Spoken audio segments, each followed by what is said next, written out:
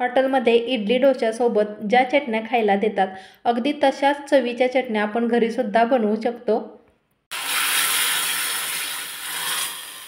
चला तर मग पटकन वेळ न लावता याची रेसिपी पाहूयात. खोबऱ्याची चटणी तर आपण नेहमीच बनवतो, पण आत्ता ही जी चटणी मी बनवते खरंच खूप वेगळी पद्धत आहे. त्यामुळे व्हिडिओ स्किप न करता शेवटपर्यंत नक्की पहा. आणि अशी चटणी तुम्ही कधी बनवली आहे का हे सुद्धा मला कमेंटद्वारे नक्की कळवा. त्यासाठी कढईमध्ये तेल गरम करायला ठेवलेलं आहे. साधारण 1 चमचा तेल मी घेतलेला आहे. त्यामध्ये जिरे घातले आणि जिरे छान असे फुलले की लगेचच कढीपत्त्याची पानं घालायची.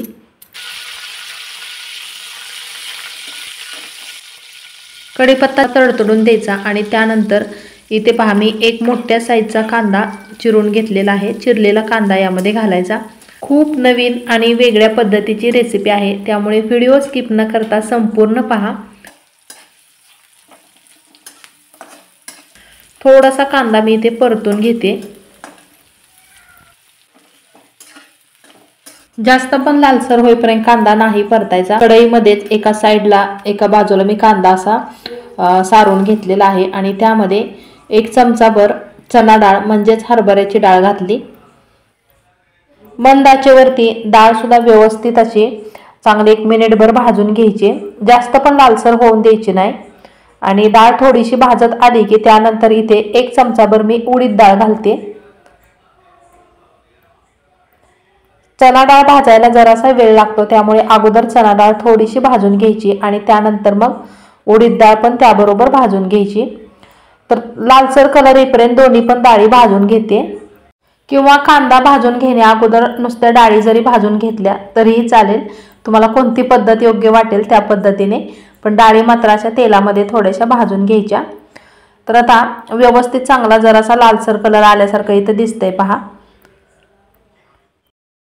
मिक्स करून घ्यायचे आणि पुन्हा एकदा एका साईडला सगळं मी सारून घेते.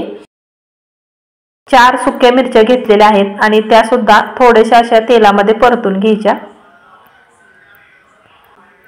तिखटाचं प्रमाण आपल्या आवडीनुसार कमी जास्त करायचं आहे.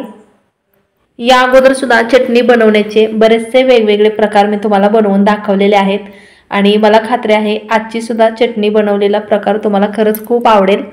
त्यानंतर इथे 7-8 लसणाच्या पाकळ्या मी घेतलेल्या आहेत. लसूण सुद्धा यामध्ये घालून थोडा वेळ भाजून घ्यायचं आहे. खरंच खूप मस्त एकदम भन्नाट चवीची चटणी तयार होते. त्यानंतर इथे पहा 1 इंच आल्याचा तुकडा तो सुद्धा यामध्ये घातलेला आहे. ओलं खोबरं घेतले. एक छोटी अर्धी वाटी इथे मी खोबऱ्याचे काप घेतलेले आहेत. व्यवस्थित हे चांगलं मिनिटभर परतून घ्यायचंय आणि पाव चमचा इथे मी हळद वापरते. त्यानंतर अगदी थोडंसं 1 चिमूटभर हिंग घालायचं आहे.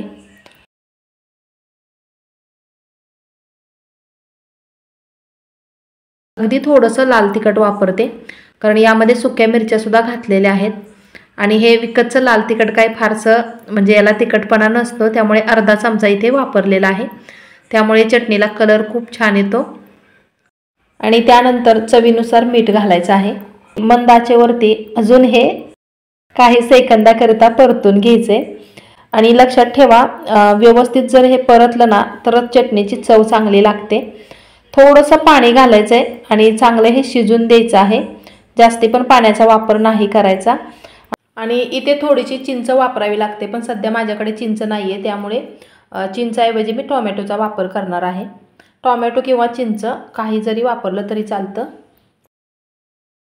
एखादा मिनिटभर यावरती झाकण ठेवायचे.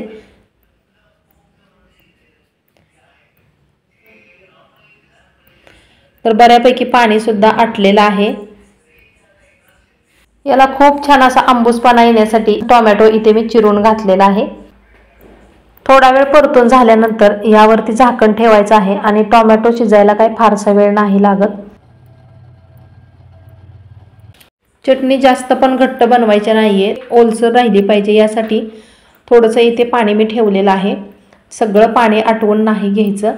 तर अशा पद्धतीने पहा. तर आता गॅस मी बंद केलाय आणि थंड होण्यासाठी एका ताटामध्ये सगळे हे काढून घेते.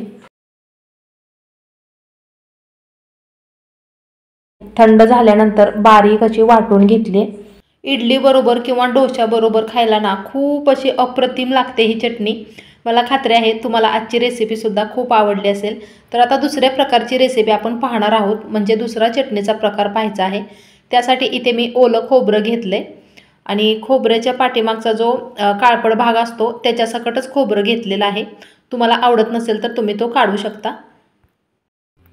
खोबऱ्याचे बारीक काप करून घेतलेत। त्यामध्ये 2 चमचे इथे मी डाळे वापरलेत, म्हणजे फुटाण्याची डाळ। 4 ते 5 हिरव्या मिरच्या घालायच्या। मिरचीचं प्रमाण तुमच्या आवडीनुसार कमी जास्त करा। 2 चमचे भाजलेले शेंगदाणे घातले। चटणी आणखीनच पौष्टिक बनवायची आहे, त्यासाठी इथे थोडीशी मी पुदिन्याची पानं घालते।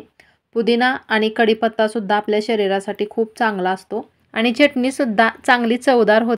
कोथिंबीर असेल तर थोडीफार कोथिंबीर पण घाला। त्यानंतर इथे मी कढीपत्त्याची पानं घालते।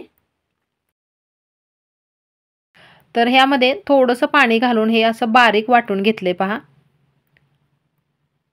जर असं घट्ट वाटतंय, अजून थोडंसं पाणी यामध्ये घालते। जास्त पातळ किंवा जास्त घट्टसर पण नाही बनवायची, अशा पद्धतीने चटणी बनवलेली आहे। यामध्ये घालायचं आहे चवीनुसार मीठ।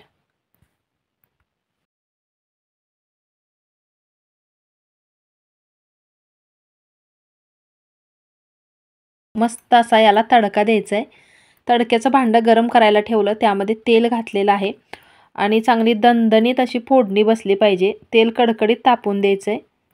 सगळ्यात अगोदर त्यामध्ये 1 चमचाभर मोहरी घालायची।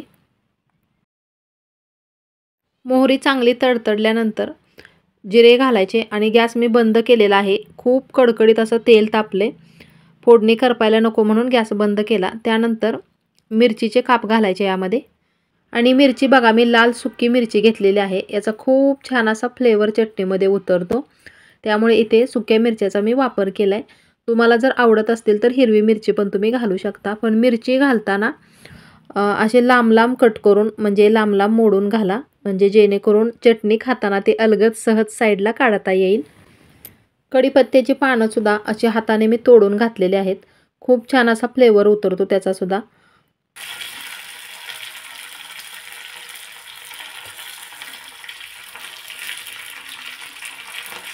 तरी ते आता मी गॅस बंद करते आणि गॅस बंद केल्यानंतर यामध्ये पाव चमचा हिंग घालायचा आहे।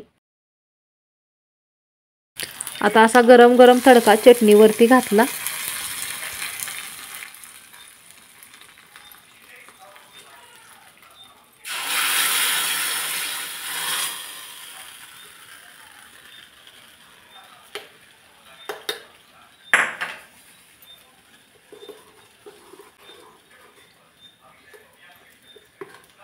अगदी कमी वेळामध्ये खोबऱ्याची चटणी तयार आहे।